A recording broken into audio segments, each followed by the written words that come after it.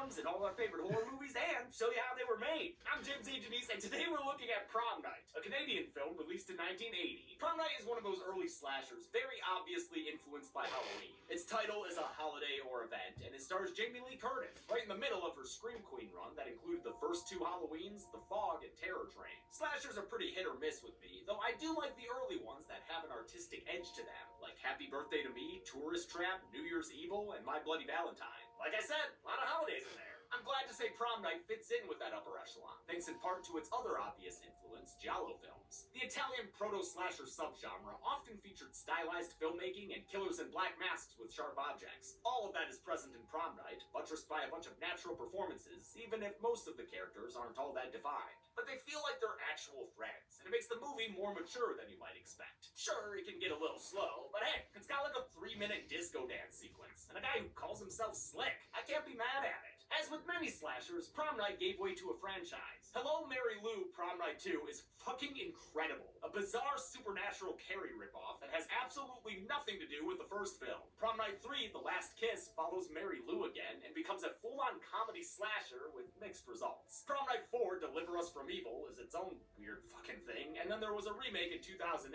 because of course there was. It was 2008.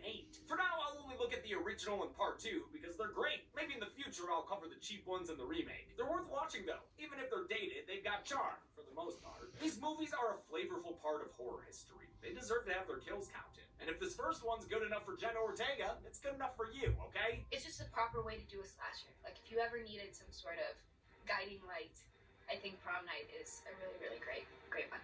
Before we get to the kills, I'd like to thank our sponsor. Let me just, pull out the email with their talking points. Yeah, I think this is it.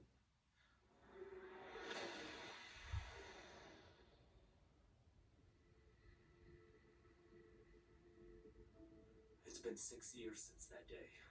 I didn't know when I clicked the link that it was an imposter email. That it would infect my computer with malware and send 4 additional months free with NordVPN.com/deadmeat or click the link in the description. That's NordVPN.com/deadmeat. All risk-free with Nord's 30-day money-back guarantee. Let's take a big chance at the high school dance and see how many people die at it. The movie begins with a bunch of kids chanting the killers are coming. Killers are coming. Killers are coming. Killers are coming. They ain't getting psyched for Mr. Brightside, though. They're playing hide-and-go-seek in an abandoned building, just breathing in all that nasty air. But that's how dedicated these 11-year-olds are to this game. I mean, that is an actual kid on an actual roof right there. In this version of H&S, each kid becomes a killer when they're found. One by one, they all join the killers, till you've got yourself an old-fashioned push pile with a little girl getting traumatized for life. They chase 10-year-old Robin Hammond past the, fireman pulse lines and shove her stuttering ass all the way back up to a window. But these 4 are playing too hard, man, because after a while... Yep, you get an honest-to-God kid kill by some honest-to-God kid killers. Killers are coming. They done told you themselves. Nick McBride immediately wants to tell someone about this bullying gone wrong, but Lenny's got a point, bro. If we tell anyone, they'll say it's our fault. Now, why would they say that? Yeah! Oh, yeah. Wendy makes Jumpsuit Jude, Crybaby Kelly, and Nikki Baseball swear to secrecy. Cool? Cool. Run away! Are those her actual decades? Family is still emotional, especially her mom. Her dad is surely more serious. Prom Night was one of Leslie Nielsen's last dramatic roles. He actually filmed this right after shooting Airplane, a movie that changed his career to a comedic one. Airplane was released 2 weeks before Prom Night, so it might have been weird to see him in such a dry role as a grieving father and school principal. It was always a jokester in person, though. He used to have this rubber fart machine that he would have around with him all the time on set. Nielsen kept that gag going his entire life. I will do almost anything I can for a laugh. And in fact, continued it even into death. His gravestone reads, "Let her rip." R.I.P., dude. Robin Hammond is also survived by her siblings, older sister Kim and twin brother Alex. You can tell Robin and Alex were twins, because as kids they wore matching turtlenecks of medium size. As for Kim, the casting makes clear she's our final girl, which makes it a little weird that young Kim was hardly in the opening scene at all. She just called Nick an idiot and dipped out. Probably like, call me when I'm Jamie Lee Curtis. Kim is super popular, friends with most of the group that's secretly This loving girl, her sister to death. this Kim girl looks like she could survive a shape. Yes? Can you come out to play tonight? I love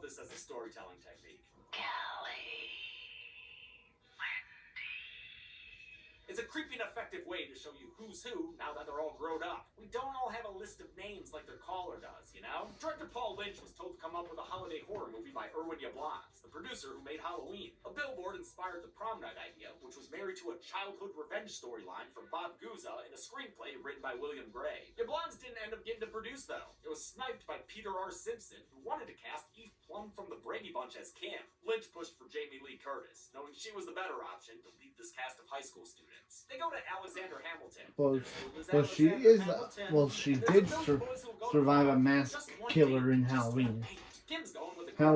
More Halloween kill counts coming in October. Who's stupid now, huh? The king and queen of prom and are pretty into each other too, even though his ex-girlfriend Wendy won't take no for an Halloween answer. She was the 6 ringleader through only as a ends child, and as a teenager, probably be coming she to. kisses out of Nick. See you later. Will probably be coming in October. Even though Nick and Kim are king and queen of the prom, Wendy hints that she'll steal him away. All the subtlety of a sledgehammer. It's not who you go with, honey. It's who takes you home. Other Hamilton boys eligible as dates include Lou Pirano, a greasy harassing type. Say goodbye to Lou. Bye, Lou.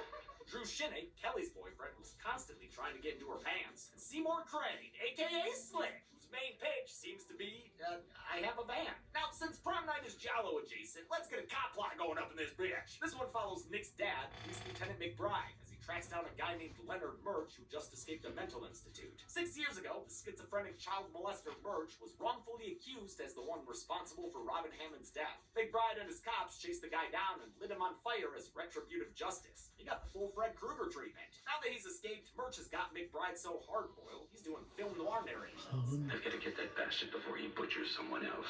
This whole subplot drags the movie down and ultimately isn't that important. Oh shit, except for this kill I've got to count. They find the body of a nurse Murch killed when he escaped the institute in her car. Other than that, it feels disconnected, probably because it was a late addition to the script. But I do love the contrast between Murch's doctor, Fairchild, and Dr. Loomis from Halloween. Loomis obsessively hunts Michael Myers because he saw the devil's eyes in him as a kid. Dr. Fairchild says he's not an expert on some guy just because he used to be his doctor. Lieutenant, you're asking me to comment on a catatonic schizophrenic who was disfigured and institutionalized 6 years Also, ago. Loomis was a loose cannon. Leonard Murch is an unknown quantity. Anyway, they think that Murch might be back in town and killing people out of revenge. That's what I glean anyway. The look he gives us, I don't think Yeah. Fairchild wants us to know anything. I think it would be wiser to keep James, Loomis was a loose cannon who was almost gonna sacrifice Jamie Lloyd to Michael just to satisfy him.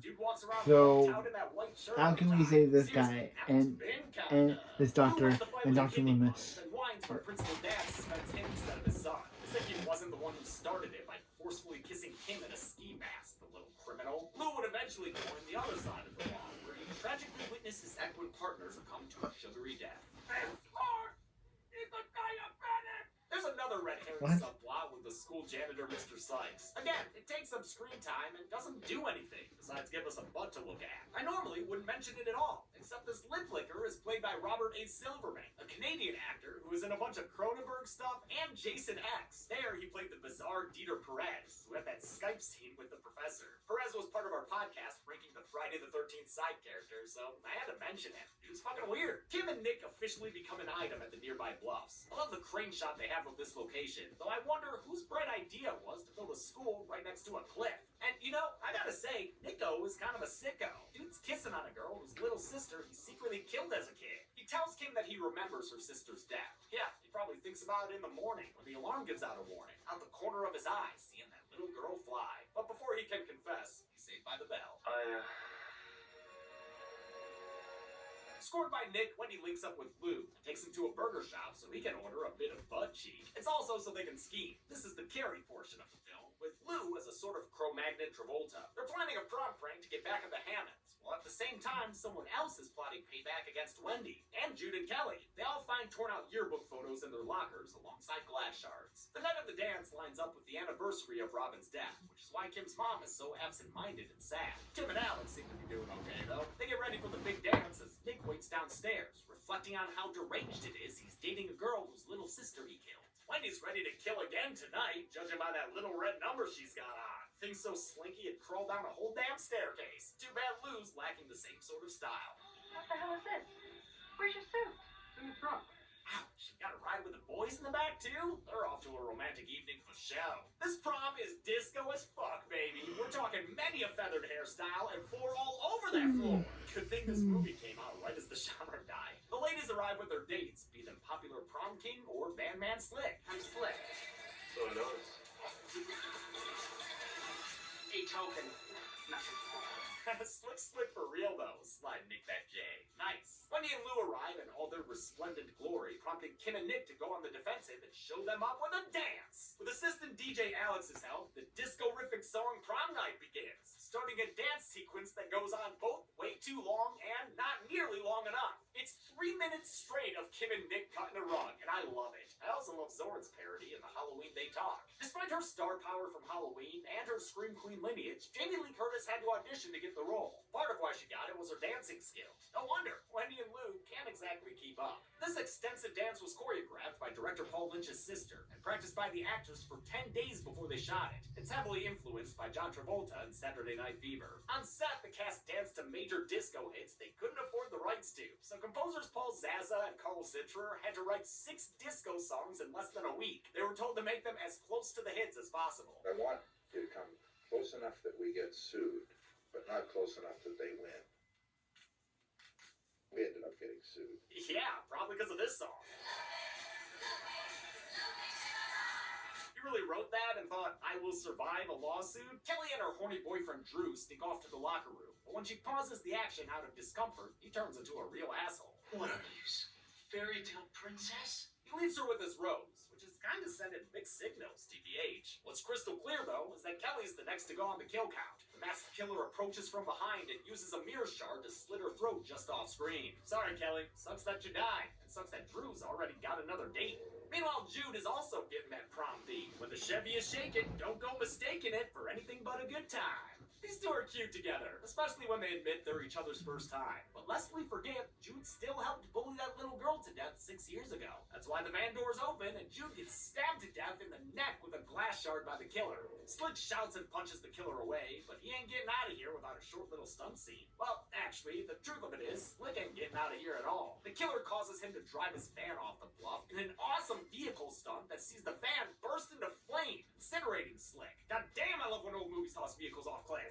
This particular cliff was played by the Scarborough Bluffs in Toronto. Shooting in Canada allowed production to take advantage of the 1975 tax incentives. The high school they shot at was also in Toronto, the Don Mills Collegiate Institute, and they only had a week to shoot in late August before real classes resumed. Wendy's not enjoying herself at the dance, so she steps into the bathroom to freshen up. The killer attacks her with an axe and gives chase. But don't forget your weapon, you kinda need that, dude. I mean, how else are you going to barely miss her with that sweep? Wow, low-key awesome stunt by Wendy's actress there. This chase scene is kinda cool, since it goes all throughout the dark, empty school, while the music in the gymnasium continues barely audible in the background. It ends with some interesting editing that shows a blood puddle before revealing its source. A bloody Kelly. Just be happy that she ain't a skelly. It still causes Wendy to scream, and she's felled by a few axe swings from the killer off screen. Wendy was played by Anne-Marie Martin, who had a brief uncredited appearance in Halloween 2 as Nurse Hot Tub's friend. More interestingly, she freaking co-wrote Twister with her then-husband, Michael Crichton? What? It's time for the prom procession, or whatever, which also means it's time for Lou's prank. He and his buddy grab Nick and knock him out. Nothing simpler than a backhand and a sound effect. Easy peasy. Nick is succeeded by King Lou, ruler of high school boys who kind of smell like beef jerky. But you know what happens when someone don't like a king? It's off with his head. Lou rolls his little head down the catwalk. Yeah, down the catwalk. Down the catwalk. Yeah. They flash their little bulbs down the catwalk. As you might have guessed, the money shot here was done with Lou's actor poking his head through a hole in the floor. Prosthetics designer Warren Keeler did make a fake head, though, which was used for some shots and which he kept long after the latex started to decay. Ew. Chaos ensues, but Kim valiantly charges backstage to help guide her king to safety. Well, she tries to anyway, but he's got a hurt leg.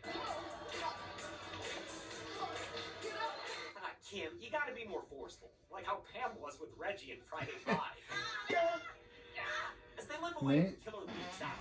Kim lands a solid hit that stops the attack. She sees his eyes clearly and recognizes him, and follows as he stumbles outside towards the crowd and the police. Kim yells for them not to shoot as the killer collapses to the ground. Then she unmasks him, revealing her younger brother Alex. As a kid, he saw his twin sister Robin forced out of the window by the others. On the 6th-year anniversary of her death, he's been killing them one by one out of revenge. According to his actor Michael Tuff, Alex is wearing lipstick because he's embodying his twin sister during this quest for vengeance. Don't know about all that, but I do know there's a pretty big mistake with this killer reveal. The close-up where Ken realizes who the killer is shows them with brown eyes, even though Alex has blue eyes. That's because in most cases, the killer was played by stunt performer and coordinator Terry Martin, who literally threw himself into the performance. Tuff came up with and performed the creepy voice during the phone calls, though. The movie ends as Alex cries out for Robin and dies? Wait, why'd he die? He didn't get shot or slashed, just bumped with the side of an axe head.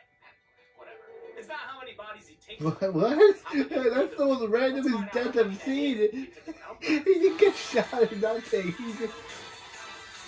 Oh, hey, hey, James West Chelsea. Weird